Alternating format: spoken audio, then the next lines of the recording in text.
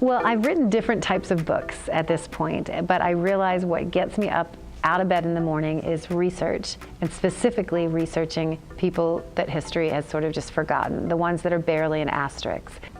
I came across the story about Kate Warren when I was researching camels in the American West, and so that year was 1856, as was the year that Kate Warren walked into Allan Pinkerton's office in downtown Chicago.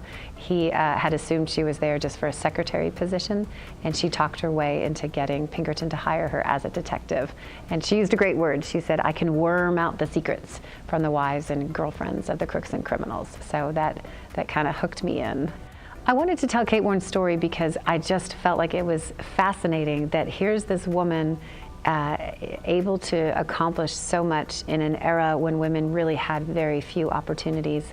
And it was a situation where the more I read historians just dismissing her role, it made me realize that history really is written by the winners. And it was a lack of an imagination on these winners that they couldn't envision a woman detective. They dismissed her as clearly she must have been Pinkerton's girlfriend.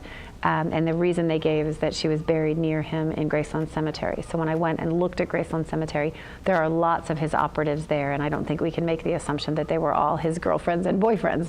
So if we step back from just this way that women were dismissed in a previous era, you know, that there was just no way that a woman could have been a detective. If we back away from that and start looking at Pinkerton's writings about her, that she was smart, capable, competent, one of his finest detectives, then I think it was just interesting to me to just put a fresh lens on this part of history. And I just loved telling her story.